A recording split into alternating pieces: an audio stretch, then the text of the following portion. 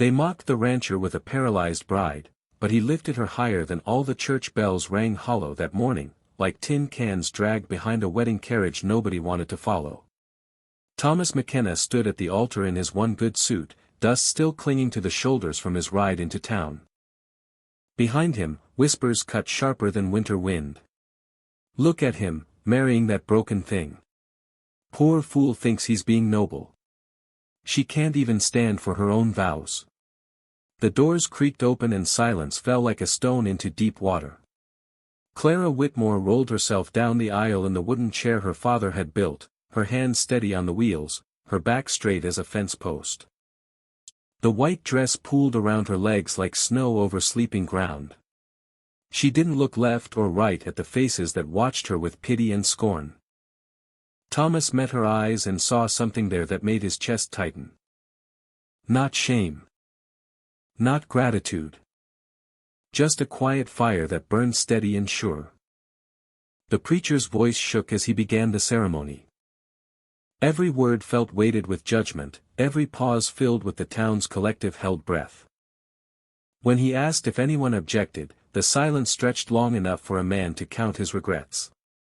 "I do," Clara said, her voice clear as creek water over stone. The church gasped. Thomas felt his world tilt sideways. She looked up at him, those green eyes steady and unafraid. "I object to this ceremony." The banker's wife tittered behind her gloved hand. The blacksmith's son elbowed his neighbor. Here it was, the moment they'd all been waiting for, the crippled girl coming to her senses, saving them all the embarrassment of watching a charity wedding. "I object," Clara continued, "to taking vows in front of people who came to watch us fail." She reached up and took Thomas's calloused hand in both of hers. Her fingers were strong from years of pulling herself through a world not built for wheels. "But I don't object to marrying you, Thomas McKenna. Not today, not ever." The preacher cleared his throat, glanced nervously at the congregation, then back at the couple before him. "Do you, Thomas?" "I do," Thomas said, his voice rough as bark. "I do, and I don't care who hears it or what they think about it." When he kissed his bride, the church fell silent as a graveyard. But outside, thunder rolled across the plains like God's own applause, promising storms to come. The storm hit 3 days later, turning the sky black as spilled ink. Rain hammered the cabin roof like bullets, and wind howled through the gaps in the timber walls. Thomas paced the small room like a caged wolf while Clara sat by the window, watching lightning split the darkness. They hadn't spoken much since the ceremony. Polite words at meals. Careful space in the bed they shared but did not touch across. The weight of what they'd done, this marriage of convenience that felt like walking on thin ice, pressed down heavier than the storm clouds. "You're wearing a path in the floor," Clara said without turning from the window. Thomas stopped pacing. "Storm makes me restless." "That's not what's making you restless." Thunder cracked overhead, shaking the whole cabin. Clara's hands didn't even tremble on the windowsill. She'd learned steadiness the hard way, when the world tilted and everything solid became uncertain. "You regret it," she said, her voice barely audible over the rain. "Marrying me?" "No." The word came out harder than he meant it. "I don't regret marrying you." "Then what?" Thomas ran his hands through his hair, felt the dampness of his own sweat despite the cool air. "I regret that you had to settle for me." Clara turned her chair to face him, the wheels silent on the wooden floor. Lightning flashed outside, throwing shadows across her face that made her look older, sadder, more beautiful than any woman had a right to be. "You think I settled?" Her laugh held no humor. "Thomas McKenna, you're a fool. Your father had 3 offers for your hand, from men who wanted his land and figured a crippled wife was a small price to pay for it." She wheeled closer, her eyes bright with something between anger and tears. "You're the only one who asked me what I wanted." The storm raged outside, but inside the cabin, everything went quiet except for the sound of their breathing. "What do you want, Clara?" She reached up and took his hand, pulled him down until he knelt beside her chair. Her fingers traced the calluses on his palm, the scars from years of working with rope and leather and stubborn cattle. "I want to be more than what I lost," she whispered. "I want to build something that matters. I want to love someone who sees strength where the world sees weakness." Another flash of lightning, and in its brief glow, Thomas saw her clearly, not the broken thing the town pitied, but the woman who'd rolled herself down that aisle with her chin held high, who'd spoken truth in a room full of lies. "I see you," he said. The storm would pass by morning, but something between them had shifted forever. Weeks passed like pages turning in an old book. The morning after the storm, Thomas walked the fence line his father had built 20 years before. The old man's hands had been steady then, driving each post deep enough to hold against prairie winds and stubborn cattle. Now those same posts stood weathered but strong, wires still taut between them like promises kept. Behind him, Clara's chair wheels left twin tracks in the mud, following the path she'd made since their wedding. She'd taken to rolling out here each morning, checking on the garden she'd planted between the house and the barn. Tomatoes and beans, carrots and herbs, practical things that would feed them through the winter. "Your father knew what he was doing," she called out, her voice carrying on the clean air. "These posts haven't budged an inch." Thomas turned to watch her examine a section where the storm had deposited a fallen branch. She maneuvered her chair with practiced ease, reaching up to clear the debris with strong arms that had learned to do the work of legs. "He built everything like it had to last forever," Thomas said, walking back toward her. "House, fences, reputation. Never did anything halfway. Like his son." The words hit him sideways. Thomas stopped, studied her face for mockery but found none. Just truth spoken plain, the way she spoke most things. "I'm not half the man he was." "You're different," Clara agreed, pulling another branch free from the wire. "He built with his hands. You're building with your heart." She gestured toward the garden, toward the ramp he'd constructed from the house to the barn, toward the modified harness that let her help with the lighter ranch work. Small changes that made big differences, adaptations that honored what was while making room for what could be. Thomas's mother had planted flowers along this same fence line, back when the world seemed softer and possibilities stretched endless as the horizon. He could still see her kneeling in the dirt, her hands gentle with seedlings, her voice humming hymns that drifted on the evening air.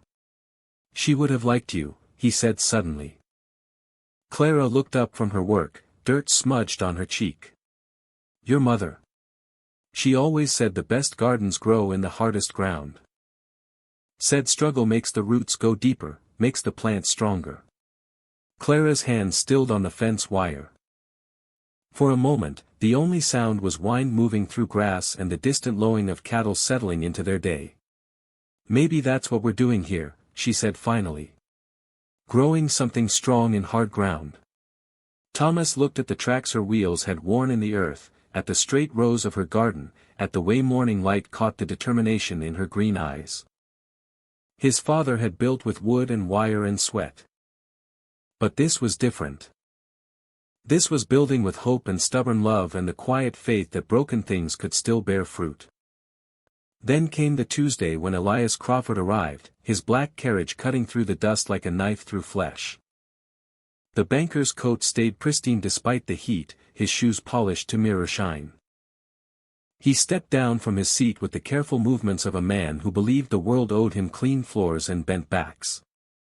Thomas watched from the porch, Clara beside him in her chair. She'd been shelling peas when the carriage appeared on the horizon, her hands steady and sure. Now those same hands rested calm in her lap, but Thomas caught the slight tightening around her eyes. "Mr. McKenna," Crawford called out, his voice carrying the false warmth of a snake oil salesman. "Might we have a word?" "We can talk right here," Thomas replied, not moving from his spot. Crawford's gaze flicked to Clara, lingered there with something that might have been pity or calculation.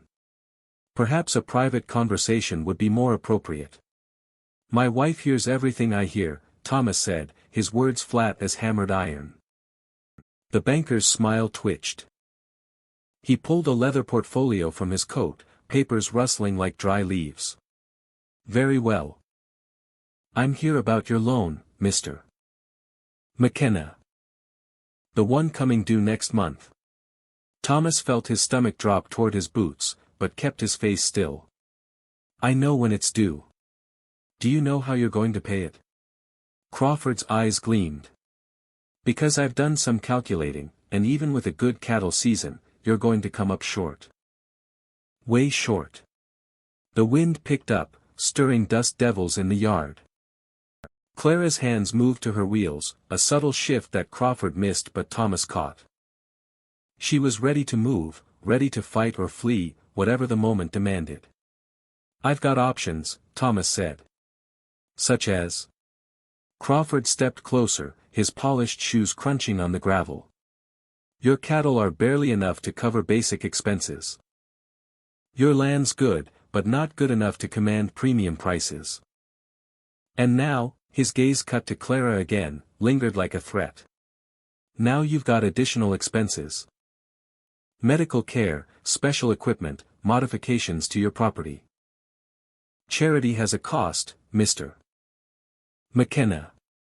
Clara's voice cut through the tension like a blade through silk. How much? Crawford blinked, apparently surprised she could speak for herself. Excuse me. How much does he owe you, Mr. Crawford?